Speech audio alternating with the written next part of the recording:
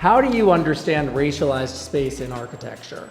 How do you understand racialized space in architecture? Well, it's how do you understand gendered space in architecture? Families of Uvalde shooting victims filed lawsuits against companies they say bear responsibility for products used by the gunman. Trans women are women, but better. The mayor of West Hollywood goes viral for his woke word salad, a bizarre lawsuit against Call of Duty, Nikki Haley does something strange, and a transgender TikToker shows us what woke sexism looks like.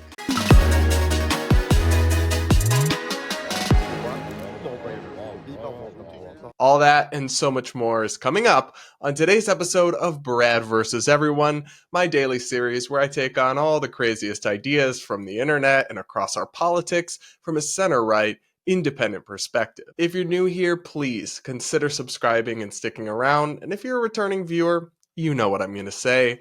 Don't forget to hit that like button to reward me for my suffering, and do consider commenting with your thoughts below as we go along. I do read the comments, and I pick a few to respond to in every episode. So Ben Queller, over at the Free Press, had the opportunity to interview the mayor of West Hollywood about the city's supposed commitment to addressing racialized architecture and gendered spaces. He was curious to know exactly what this means, as was I, but the mayor, a man named John Erickson, was not exactly able to explain it very well. Let's take a look at the clip that's going viral. We have a commitment to racial equity and social justice in the city of West Hollywood. We provided a training series, Understanding Racialized Space in Architecture. How do you understand racialized space in architecture? How do you understand racialized space in architecture? Well, it's how do you understand gendered space in architecture? So what's that? Well, when you look at there's actually several great books about it. When you look at architecture or building or zoning codes, they all play into the same space in which how do we create an open and inviting environment for all communities. So what would be a racialized, or if you like, a gendered space in architecture? Well, a gendered space in architecture, when you look at how is stuff opened, like when you look at metro stops, when you look at bus stops, you look at a lot of transportation hubs, a lot of things that are they more friendly to people of both genders or all genders? These are all questions that I think we're looking at when we look at cities and how they're built these days. Well, okay, so how would a transportation hub, like a train station, be like unfriendly to men or to women? I mean, don't you already know the answer to that question? I mean, do you think it's safe for people to be in a space that doesn't maybe have a shelter over it when it's raining, or there's not enough adequate lighting, or when we look at spaces that aren't inviting with a bench, or ways in which women or people of all shapes and sizes can exist in those spaces? I think it's exactly how you think about when you want to have the an only inviting thing that space. you said, and I don't think it relates to gender, that would affect one type of person over another is a bench, where I would imagine like that would be a place where to make it more inviting to the stairs or an elderly. elevator? Yeah, like these are like things, accommodations we have for people with disabilities Open who are space, old. green space, Okay, so walkable space. give me like a gender or a race one. Like So let's look at open space and walkable space. I mean, those are all playing into, I think, the way in which we are approaching urban design in urban cities. Okay, but what does any of that have to do with race or gender? Well, I think when we're looking at architecture, how are we looking at our spaces being different and new and inviting to everyone? I mean, you can build a building just to build a building. Okay, but what's an example of like a space that's like not that is gendered or that is racialized? Well, I think it's the old existing zoning playbooks that Los Angeles has existed in for quite some time. This library itself, the PDC, you look at Melrose and what we're doing, I think there are different ways in which we look at zoning codes differently here that are trying to be more open and inviting. Okay, so what is racialized about the library or gendered about the library? Well, it's not anymore, it's brand new. So I think this space is more inviting to the one that was just over there, don't you? Well, How long have you lived here? I'm glad they took out that no black sign. That was bad. That was very badly racialized. And where was that sign? It was right out front. It was terrible. It's Oh, the worst racialized architecture I've ever seen. So, I don't know about you guys, but after watching that, I still have no clue what any of it's supposed to mean. And I just have to point out the moment that really made me laugh when he accidentally said the term both genders and then immediately corrected himself to say all genders, please don't cancel me. Look, it was very telling that when he was pressed for examples of what the heck he's talking about racialized architecture, he talked about having shelters covering bus stations or whatever. And same thing for gendered architecture. He started talking about like being well lit and all that. These are legitimate and important things to talk about when considering infrastructure and transportation and architecture. Sure, they're also not really related to race or gender. We can all get rained on. Non-binaries, they, thems, and cisgenders alike. We can all get mugged in a darkly lit alley, too. In the same way, like, what does having a bench or not have to do with race? Are we supposed to believe that maybe some races are more prone to back pain from standing? Now, when he mentions zoning, that's different. There is a dark racial history in this country of racist zoning, policies called redlining, where city design was used to discriminate against black people. But conflating serious and real stuff like that with how bus stops are supposedly racialized in their architecture makes no sense and actually discredits that important conversation we should be having. To me, this clip really just showed what woke brain rot looks like in practice. None of this is to say that race or sex are completely irrelevant in modern life and that they should never be brought up in conversation. But when that's your only lens that you have to evaluate the world, and you're just obsessed with making everything about race and gender, it blinds you to other factors and frankly makes me question your competence. I mean, what do you think? Would you guys trust this guy to run your city? Let me know what you think in the comments below, and I will link to the Free Press where you can see more of this really great series they did. Up next, we gotta talk about something pretty heavy. Families of the victims of the infamous Uvalde shooting that happened a few years back in Texas just unveiled a series of lawsuits targeting everybody from Meta, the parent company of Instagram, to Activision, the parent company behind Call of Duty. We're gonna get into the lawsuit and I'll give you my take on it, but first, here's some local coverage from WGN News.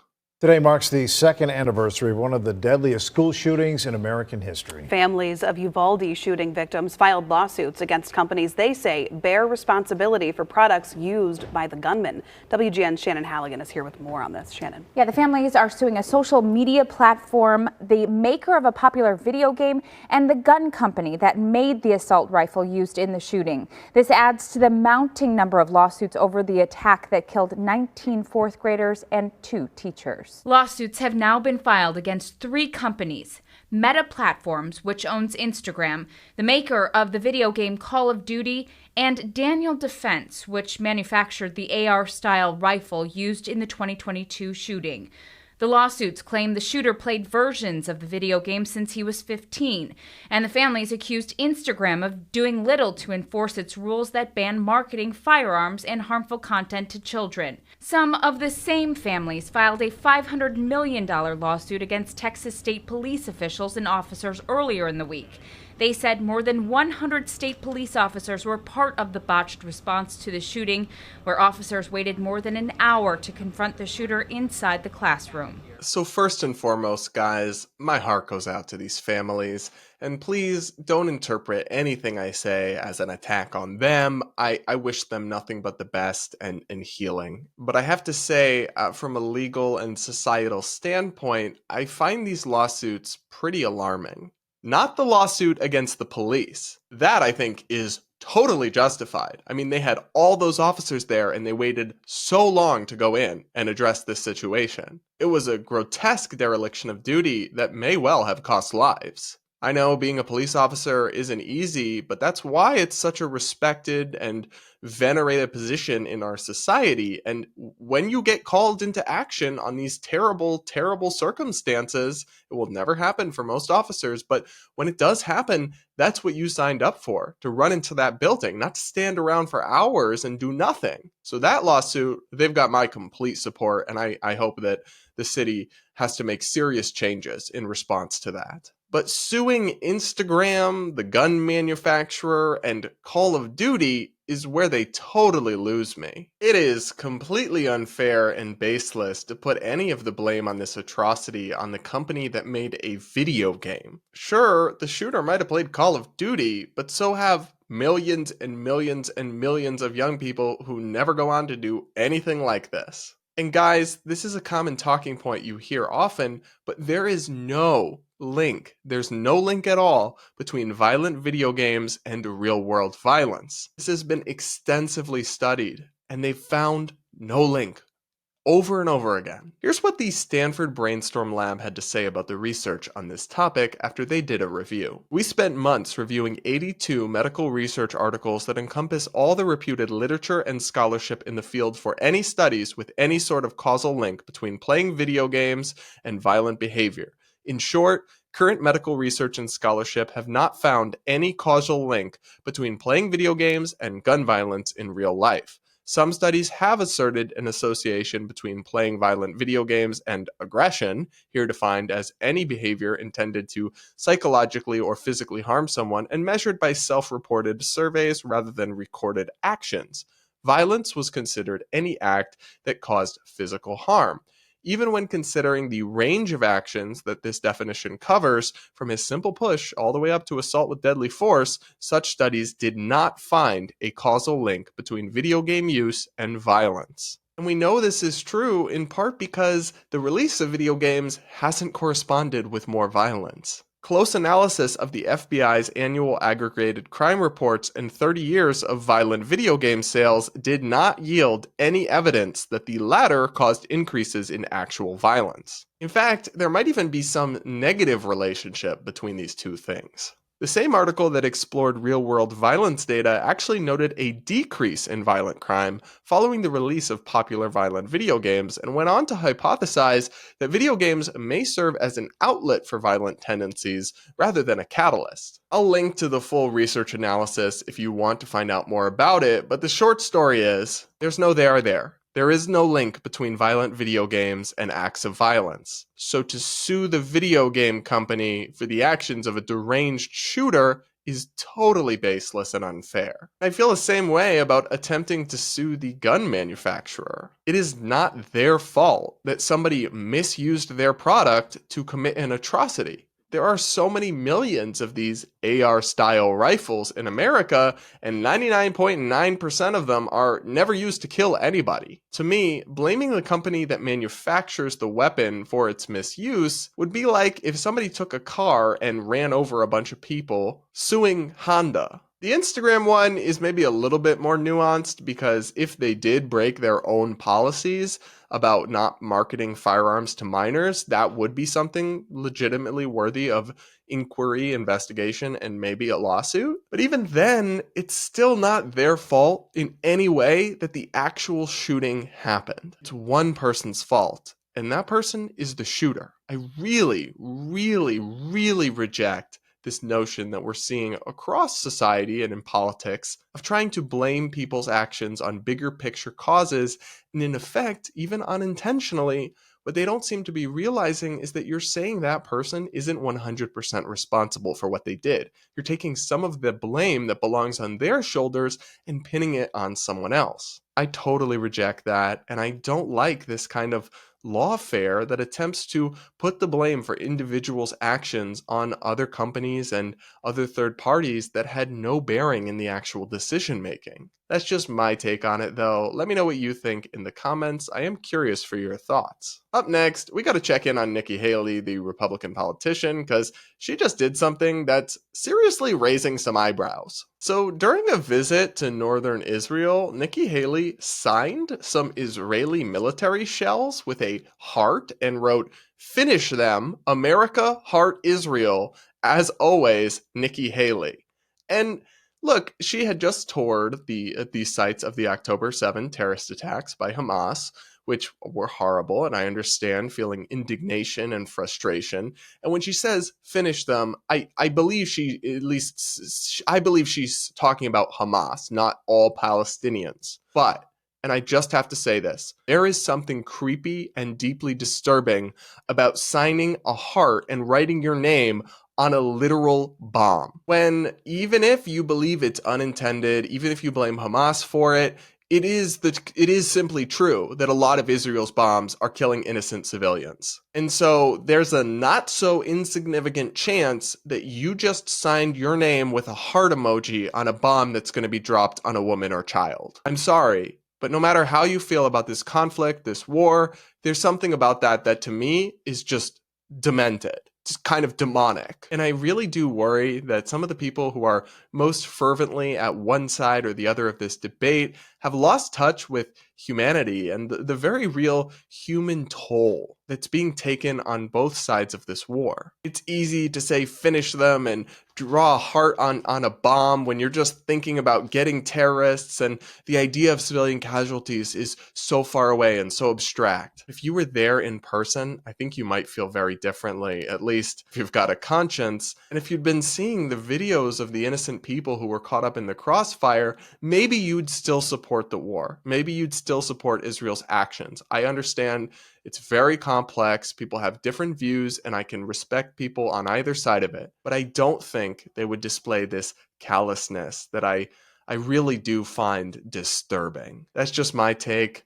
Let me know what you think in the comments below. Do you think it's normal to sign heart emojis and your name on shells, on bombs? I don't, but I do want to hear from you. Up next, it's time for Brad versus TikTok, my series where I take on the craziest ideas going viral on the Clock app. Pronoun of the day is slugs. Make sure you're subscribed and can stick around, and don't forget to hit that like button as we go to reward my suffering, because I really do lose brain cells scrolling through the Clock app and watching these videos suffering for your entertainment. So the least you can do, if we're being honest, is like the video, I think. I think that's fair. Today, this transgender TikToker has a message for women. And if you ask me, it's pretty sexist. Trans women are women, but better because... I'm going to stop you right there. That sentence, delete it. Should not have come out of your mouth. I'm going to let you finish, but that right there, we're off to a horrible start. Trans women are women, but better because we are empathetic to a hostile world. It is a basic truth that trans people are more empathetic and accepting to outside groups than our cis counterparts. This is in direct opposition to how the world treats us. The world is aggressively hostile to the existence of trans people. It is well known that trans people, and queer people in general, are more likely to be left-leaning, and that means anything from a liberal all the way to a communist. Conservatives are notoriously apathetic, hostile to outside groups,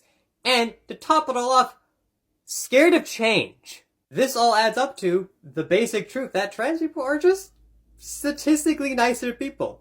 Countless studies, surveys, and articles have proven this. I will cite my sources if I need to, or you can just Google it.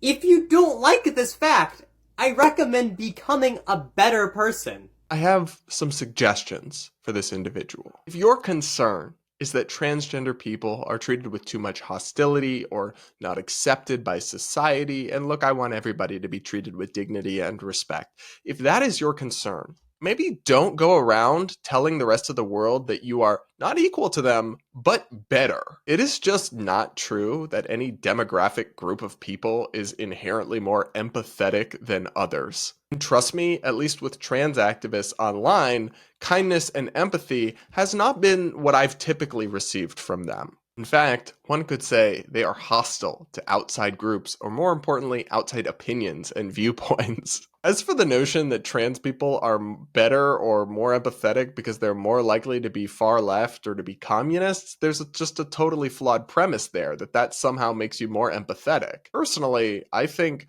endorsing an ideology that killed 100 million people in the 20th century and always leads to devastation, starvation, ruin, and authoritarianism isn't super empathetic to me. But that's just me and history. Regardless, I disagree that conservatives versus liberals are less empathetic. Conservatives and liberals disagree on the best way to approach addressing societal issues like poverty, like homelessness, and so on, and they disagree about the government's role in doing those things. But that doesn't mean that conservatives who don't support a massive welfare state, for example, just want poor people to starve. In fact, many of them are involved in charity and churches and soup kitchens and other things where they do want to help people, but they think for various economic, political, and philosophical reasons that these policies aren't actually what's in those people's best interest. It's an ideological and economic and complicated empirical and philosophical debate. It's not that one side is good people who cares about poors and one people is bad, evil, rich people who don't give a shit about poor people. You're trying to reduce politics to kindergarten level logic. In fact, further emphasizing this reality is that conservatives and Republicans are actually more likely to give to charity than liberals and progressives. I'm not here telling you that one of those groups is more empathetic than the other, but I'm just saying that it certainly contradicts the narrative that this individual is pushing. And that narrative is genuinely insane, as a follow-up video makes quite clear. Leftists act like they have this moral high ground over conservatives. And it's because they are not in the wrong. Conservatism is an immoral philosophy at its core, while leftism strives to give people the most amount of freedoms as they can. Leftists do this by trying to protect the people who cannot protect themselves and are most vulnerable to the 1%. So compared to the ideology that has Yahtzee enthusiasts in it, it's pretty obvious.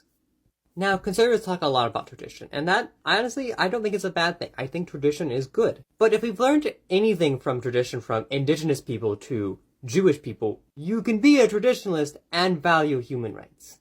Babe, your delulu is showing. Again, you might want to cover that up. There's so much here.